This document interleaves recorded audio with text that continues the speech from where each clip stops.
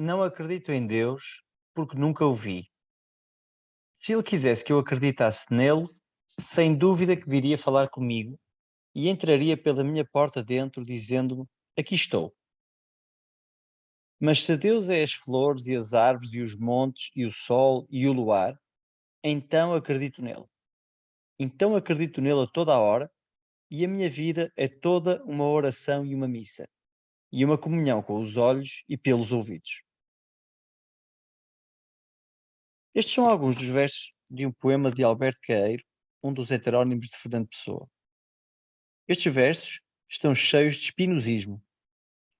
Apresentam-nos o Deus de Spinoza, de que falamos no podcast anterior, de uma forma que só um gênio como Pessoa poderia fazer. Ora vejam lá. Se Deus é as flores e as árvores, e os montes, e o sol, e o luar. Digam-me lá se estas palavras não ressoam àquelas de Spinoza que lemos no final do podcast anterior. Deus, ou seja, a natureza. Lembram-se? Na verdade, a interpretação de Caeiro de Spinoza, se de facto se trata de uma interpretação de Spinoza, é um pouco superficial. Mas vamos já ver isso. Para já vamos pensar um pouco na beleza destes versos e no que possivelmente eles escondem. Agradeço ao meu amigo Carlos Café ter-me lembrado deste poema que nos introduz ao espinosismo de uma forma tão bela. E é muito interessante perceber como as ideias por trás destas palavras tão bonitas e tão cheias de harmonia e paz são as ideias que levaram à mais violenta e agressiva das excomunhões, ao Herem, lido na sinagoga portuguesa de Amsterdão, e que condenou Spinoza a ser expulso da sua comunidade por defender ideias que hoje achamos tão pacíficas e cheias de beleza como aquelas expressas por Caeiro. O que é há de errado com Deus ou a natureza? Isto parece-nos mostrar que tudo o que há de verdadeiramente belo tem atrás de si algum segredo, algum mistério tantas vezes negro e sinistro. Passa-se isso com aquelas pessoas com rostos e expressões que achamos extremamente belas. Há algo ali que nos desconforta, que nos desequilibra e que nos atrai. Algo que não compreendemos e que nos faz querer ficar ali a olhar durante longo tempo. O mesmo se passa com estes versos de Queiro. Há algo ali que nos inquieta, que nos desacomoda. Os crentes, os apóstolos de Deus, sejam do Deus cristão, do Deus judeu ou do Deus islâmico, diriam que há algo de muito errado ali. Mas o quê? Dizer que Deus é as flores e as árvores e os montes e o sol e o luar é ao mesmo tempo poético e herético. É belo e é perigoso. Perigoso, sobretudo, se vivêssemos na altura e no lugar onde Spinoza viveu. Amsterdão, apesar de ser um dos locais mais liberais e tolerantes da Europa do século XVI, era ainda assim um país extremamente religioso, conturbadamente religioso, com seitas e fações de diversas religiões a tentarem impor-se umas às outras. Mas ainda assim, havia coisas acerca de Deus que não podiam ser ditas. E dizer que Deus era uma flor, ou uma couve, ou um raminho de alecrim, era simplesmente demasiado. Mas na verdade não foi nada disto que Spinoza disse. Spinoza não aceitaria que Deus é as árvores e as flores, os montes, o luar e o sol.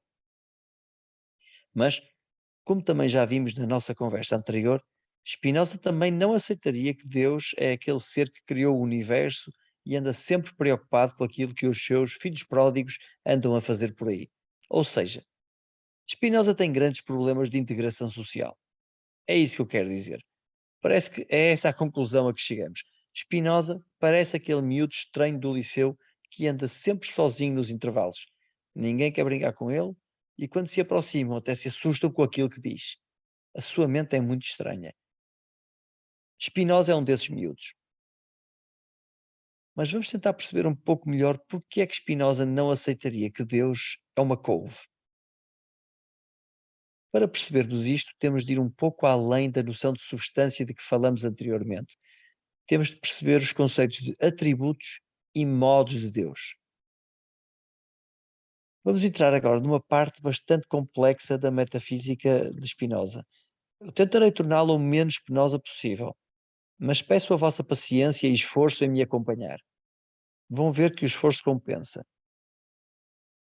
O que esta viagem pelos atributos e modos de Deus nos irá revelar é uma concepção do universo e da natureza humana tão original e tão radical que nem por sonhos passava pela cabeça dos rabis que excomungaram Spinoza. Se lhes tivesse passado pela cabeça, o harem seria outro e provavelmente os castigos também. Já agora, permitam-me um pequeno à parte. Esta expressão que acabei de vos dizer, nem por sonhos passava pela cabeça, esconde também ela um pormenor delicioso.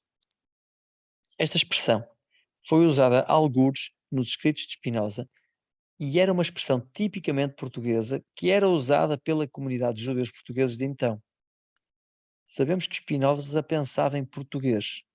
Foi ele mesmo que o disse algumas vezes. E esta expressão, nem por sonhos passava pela cabeça, é uma espécie de lembrança de que muitos dos pensamentos de Spinoza, muito da sua forma tão original de ver o universo e o nosso lugar nele, poderá dever-se em parte à forma como a sua língua materna, o português, formatou a forma como Spinoza pensava e via o mundo.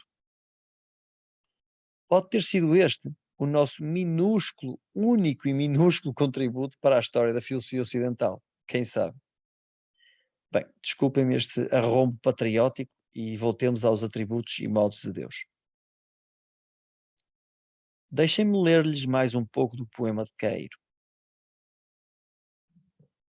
Mas se Deus é as árvores e as flores, e os montes e o luar e o sol, para que lhe chamo eu Deus? Chamo-lhe flores e árvores e montes e sol e luar. Porque se ele se fez para eu o ver, sol e luar e flores e árvores e montes, se ele me aparece como sendo árvores e montes e luar e sol e flores, é que ele quer que eu o conheça como árvores e montes e flores e luar e sol. Reparem na pergunta que Queiro faz no início destes versos.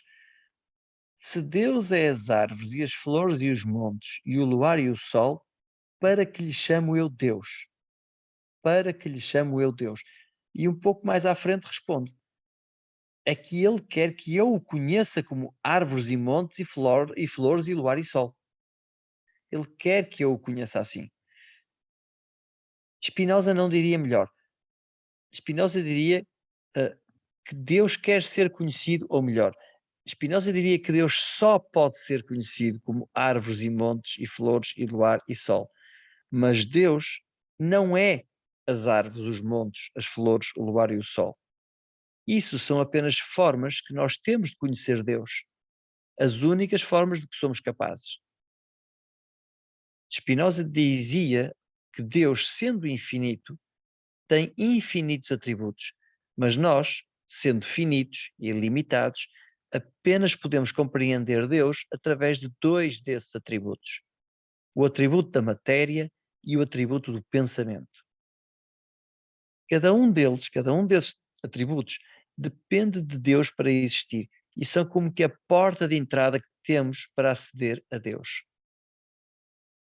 Nós compreendemos a noção de matéria e compreendemos a noção de pensamento. E dessa forma, conhecemos um pouco melhor a essência de Deus. Mas pensamento e matéria não são Deus. Estão, digamos assim, um degrau abaixo de Deus. Mas quando olhamos para as coisas, quando olhamos para as árvores, para os montes, para as flores, para a lua, para o sol, e já agora, quando pensamos em ideias concretas, como as ideias que fazemos das árvores, dos montes, das flores, da lua e do sol, estamos num degrau ainda mais abaixo de Deus. Já não estamos no degrau dos atributos, estamos no degrau das modificações particulares desses atributos, ou seja, dos atributos matéria e pensamento. Uma árvore, uma flor e uma couve e as suas respectivas ideias são modificações de um atributo que percebemos de Deus. São modos de Deus, mas não são Deus.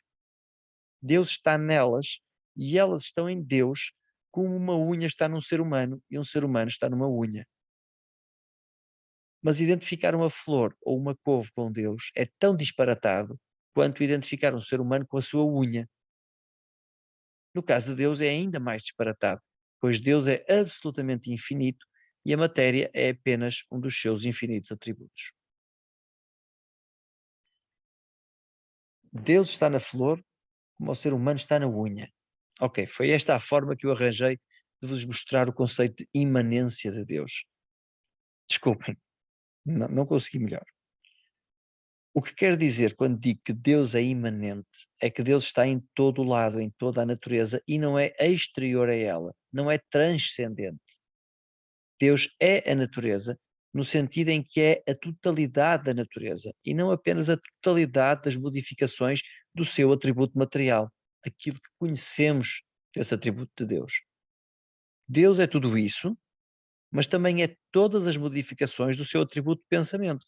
E, além disso, todas as modificações de todos os seus outros atributos infinitos que nem em sonhos nos passa pela cabeça o que são. Bem, eu espero ter sido claro. Eu sei que isto é difícil, eu tentei ser o mais claro possível. De forma muito resumida, vou tentar então dar um esboço geral do que acabou de ser dito. Deus é a substância única, Deus é tudo o que há. Deus é a natureza. E todas as coisas que vemos à nossa volta são modificações dessa substância única.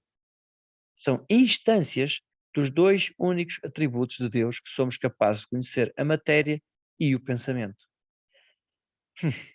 Já está. Ok. Agora que já tiramos esta parte, que já tiramos isto da frente, vamos ver aonde é que esta concepção de Deus e da natureza nos vai levar. Se Deus é absolutamente tudo o que há, então, fora de Deus, não há nada. Esta é a primeira conclusão a que podemos chegar. Se Deus é absolutamente tudo o que há, não há nada que não seja Deus. Fora de Deus, não há nada. Esta é uma grande frase, amigos. Fora de Deus, não há nada. Vamos pensar um bocadinho sobre isto. Se é mesmo verdade que fora de Deus não há nada, e uma vez que nós existimos, então nós também somos parte de Deus. Não são só as flores e as montanhas do Caeiro que fazem parte de Deus. Nós também somos parte de Deus. Somos uma pequeníssima parte da grande totalidade das coisas que Spinoza chama de Deus ou a natureza. Ok, calma aí. Não comecem a ir já buscar madeira e pregos para construir o vosso próprio altar. Spinoza não nos elevou à categoria de divindade. Ainda não vão ser capazes de multiplicar as francesinhas e as cervejas no jantar de sábado à noite. O que Spinoza está a dizer é que somos modificações de Deus, lembram-se? Não somos uma substância.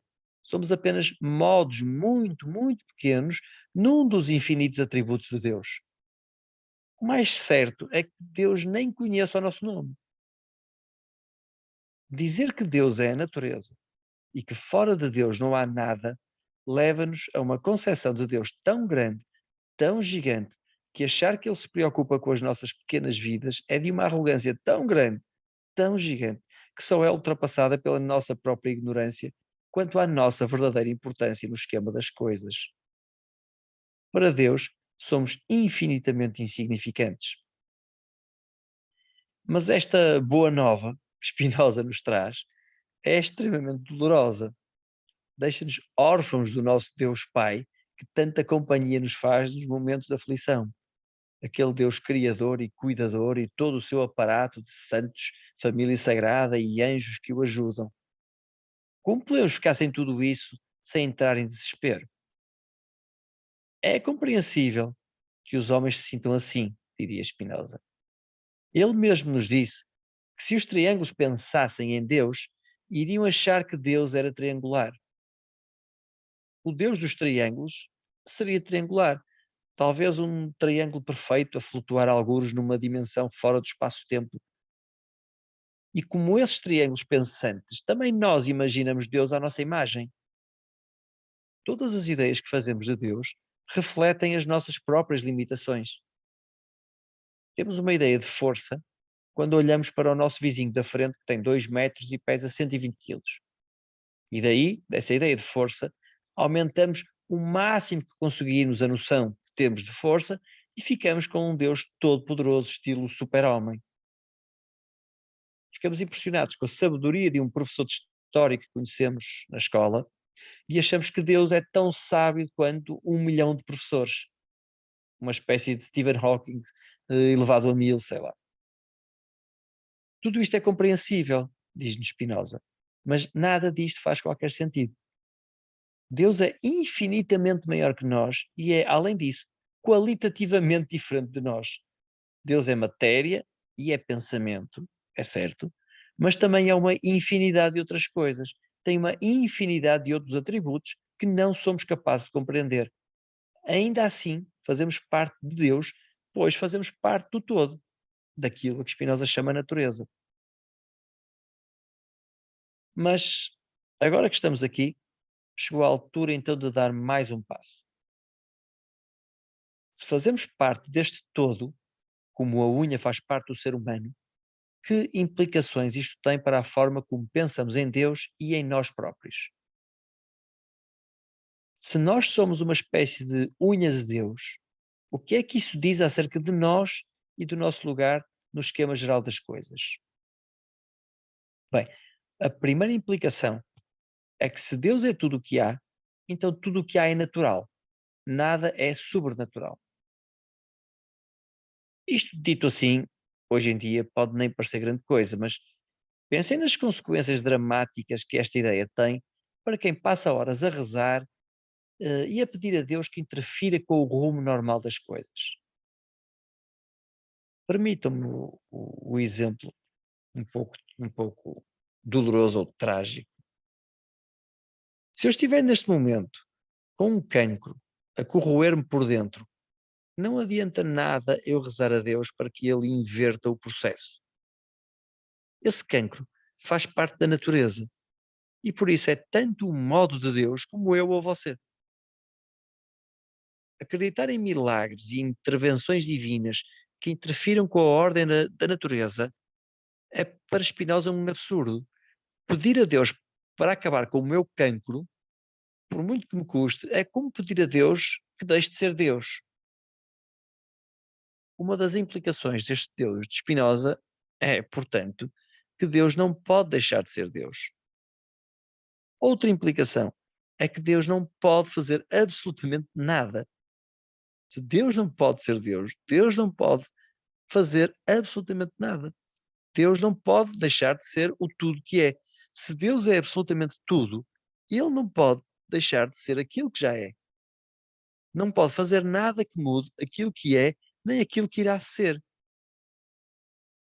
Tudo o que há, ou seja, Deus, já está absolutamente determinado a ser como é. Deus não pode escolher ser ou não ser alguma coisa. Não pode escolher intervir no todo, pois o todo não permite qualquer mudança. Não há espaço para a mais pequena mudança no todo. O todo está cheio. O todo não tem espaços vazios. Vamos tentar imaginar, para nos ajudar aqui, vamos trazer um exemplo mais próximo da nossa realidade. Sim. Esta conversa de Deus e de todo está demasiado lá em cima. Ok? Vamos tentar pôr os pés no chão, ou pelo menos na água. Imagina aqui uma piscina, sim, uma piscina não com água, mas cheia de bolas. Sim? Está cheia de bolas. Não só cheia até cima, mas absolutamente cheia. Não há espaço para mais nada entre as bolas. Estão todas comprimidas umas contra as outras. Não há espaço na piscina para qualquer movimento das bolas. É assim com Deus. Mas a sua piscina é um pouco maior que aquela que estamos a imaginar. A sua piscina é o universo, que é infinito. No entanto, Deus preenche a totalidade desse universo infinito, pois Ele é esse universo infinito. Deus é tudo o que há.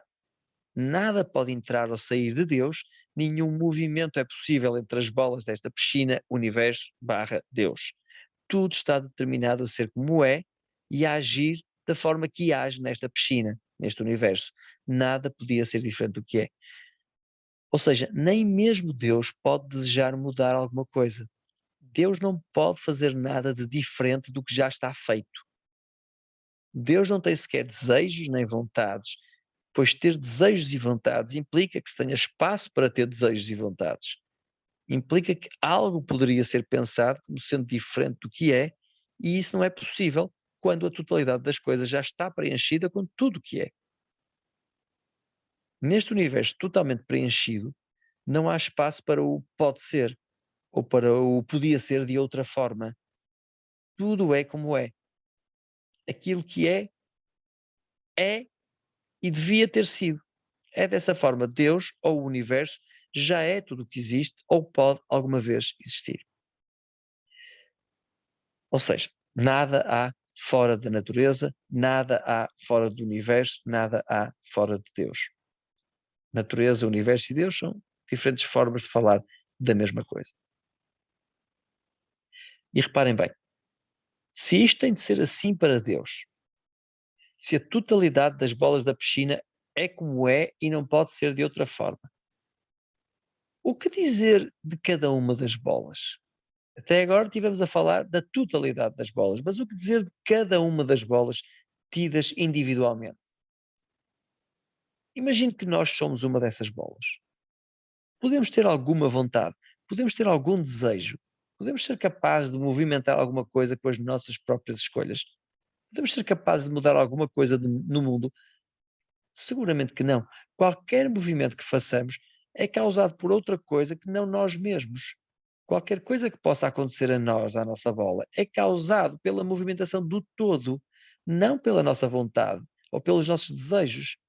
Uma vez que nós somos modos de Deus, só Ele, só Deus pode causar alguma coisa em nós.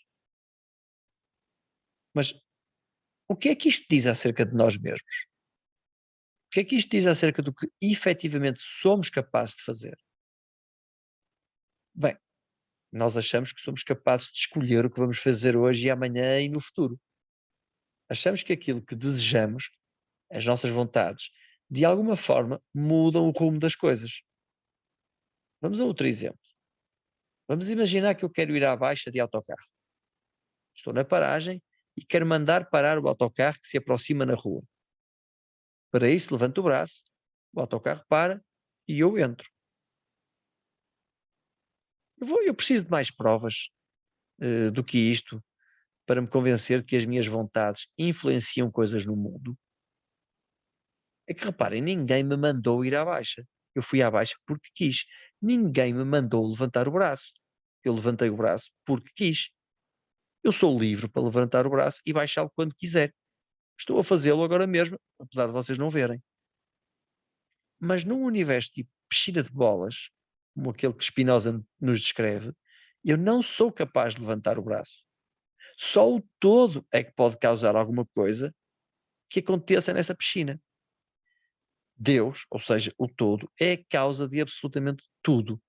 Só Ele é que pode fazer com que eu faça alguma coisa. Só o todo pode fazer-me levantar o braço. E eu não posso ser a causa do meu levantar do braço. Então, se só o todo pode fazer-me querer ir à baixa, se só o todo ou Deus pode fazer-me querer levantar o braço e parar o autocarro, então eu não sou livre. Nada do que eu faço é causado por uma vontade minha, mas é causado pela forma como o todo está estruturado. Se tudo o que eu faço, tudo o que eu penso, tudo o que eu desejo é causado pelo todo, é causado por Deus, então eu não posso dizer que sou livre. Nós não somos livres. É esta uma das perigosas implicações da concepção espinosista de Deus. Nós vemos-nos a querer ir à baixa, vemos-nos a caminhar até à paragem de autocarro, vemos-nos a escolher levantar o braço, vemos o autocarro a parar depois de levantarmos o braço e achamos que tudo isso foi causado pela nossa vontade, mas não. Nós não somos a causa de nada disso, diz-nos Spinoza. Aliás, nós não somos a causa de absolutamente nada, só Deus.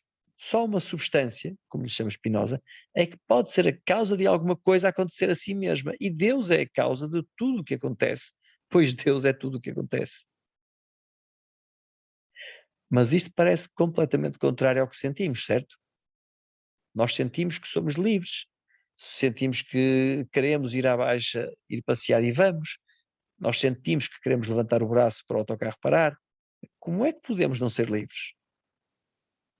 Bem, segundo Spinoza, esse sentimento de liberdade, essa certeza que temos da nossa liberdade, deve-se a que simplesmente desconhecemos as causas dessas nossas vontades, desconhecemos as causas desses nossos desejos e dessas nossas ações.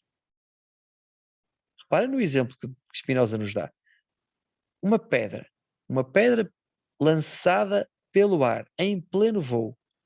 Se essa pedra pudesse pensar no momento em que está a voar pelo ar, essa pedra julgar-se-ia livre. Essa pedra ia achar que era livre, estava a voar de livre vontade. Mas ela só se julgaria livre, pois desconhecia todas as forças da natureza que fazem com que esteja a voar pelo ar e que determinam o momento e o lugar da sua queda. A pedra não sabe, mas todo o seu trajeto está determinado. Ela não é minimamente livre. E nós, para Spinoza, somos como essa pedra.